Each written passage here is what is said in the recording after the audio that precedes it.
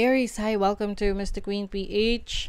Titignan natin ang energies for you ngayong full moon in Leo sa February 12, 2025 at 9:53 p.m. Philippine time. So if you're interested in private readings, meron tayong link sa description at sa pinned comment. Paka-check nyo na lang yung information kung paano mag-book for a private reading. And please subscribe to our channel to show your support. Like, share this video at comment na rin kayo kung kayo ay naka-resonate.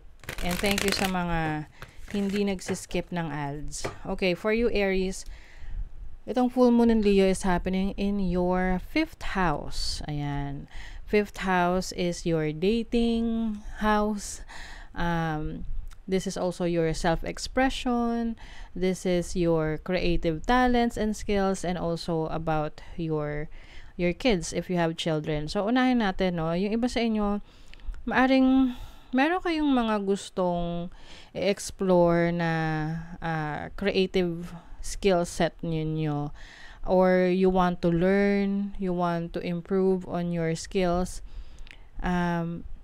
but somehow parang meron ditong nahihiya. Oo, let's say for example, you want to be a social media influencer or a content creator, kaya lang nahihiya ka. Parang may fear ka of being judged or being seen, no, nakikita ng ibang tao. So syempre kasama yan, no, kasama yan sa fame, 'di ba? Kaya nga siya social network, social media is because we socialize through the internet. Oo.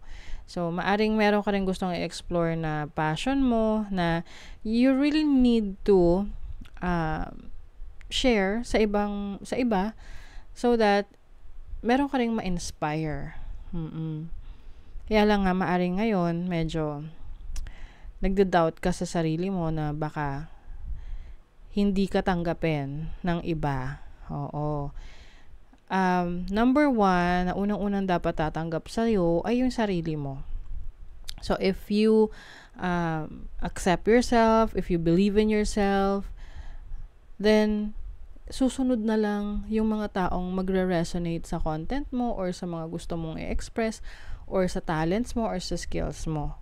Kasi hindi naman lahat magugustuhan talaga yan, no? Meron at meron dyan na ayaw, may kontra, and sila yung mga dapat na hindi mo isipin.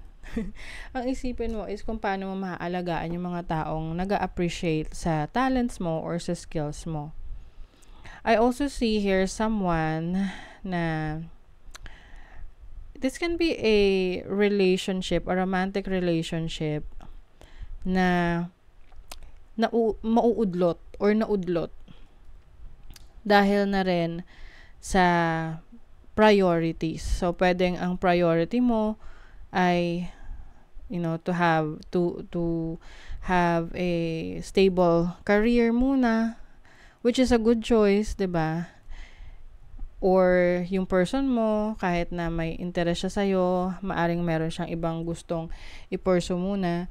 So, kumbaga, merong potential romantic connection. Kaya lang, merong namamagitan sa inyong dalawa, like parang blockage sa inyong dalawa because of priorities.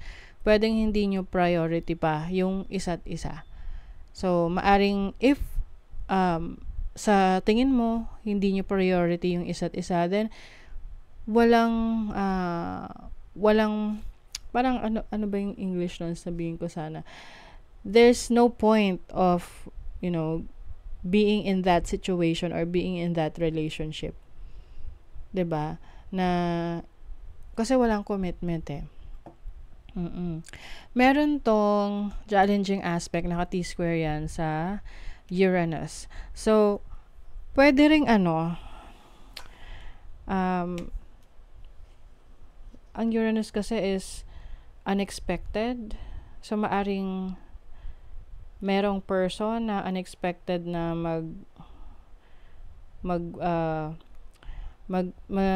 sasabi ng feelings sa'yo or ikaw sa kanya. Kaya lang pwedeng conflicted kayo pareho. Maybe hindi mo siya gusto kahit gusto ka niya, or gusto mo siya pero hindi kanya gusto, or parang hindi pa practical sa ngayon yung connection. Another thing is, yun nga, yung iba sa inyo, may pumipigil sa inyo na ipakita yung iba nyo pang talento, yung iba nyo pang galing, yung iba nyo pang skills na hindi nyo aakalain na ito ay mas magbibigay sa inyo ng financial freedom, financial stability. So, kailangan, wag ka na matakot. Explore mo na yan. Ano man yung talent mo.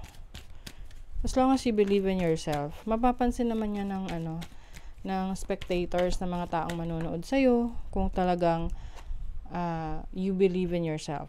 You have the Six of Swords. This is moving on, moving forward.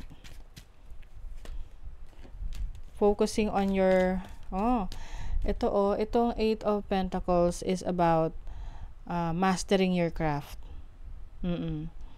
So, I think yung iba sa inyo medyo nag-focus sa competition, na iniisip nyo you're not good enough.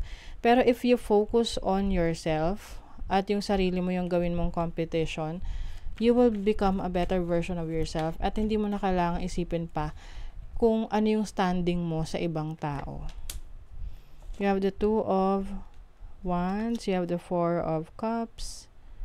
I also see an offer. This can be an offer for you to showcase your talents, to showcase your skills, to showcase your abilities. Ayun, meron na namang competition. Alam niyo, lagi namang may competition sa paligid eh, 'di ba? Kaya nga siya competition, is ito yung nagbibigay sa atin ng ng parang inspiration to do better, 'di ba? I think minsan you become too hard on yourself, Aries, kasi parang iniisip mo na, I'm not good enough. Or mas magaling siya sa akin. Wag ganon. Kailangan, ikaw yung number one or unang-unang mag-appreciate sa sarili mo. You deserve it. Okay? Release your blocks. Ayan na. Sinasabi na ng universe na i-release mo yung nagbablock sa'yo from achieving your goals, yung mga dahilan kung bakit hindi mo na-explore yung iba mo pang talents, your skills mo. Emotions are running high. So, some of you, maaring meron kayong magiging parang triggers dito. Matitrigger kayo. Lalo kayong matcha-challenge. And eventually, yun yung magagamit ninyo na parang power, to go on, to move forward. Aries, believe in the impossible. Kasi minsan nagda-doubt ka, hindi mo kaya. Kaya mo. Kailangan mo lang maniwala. Sabi nga ni Mariah Carey, there can be miracles when you believe. So that is your reading, Aries. Thank you so much. See you again.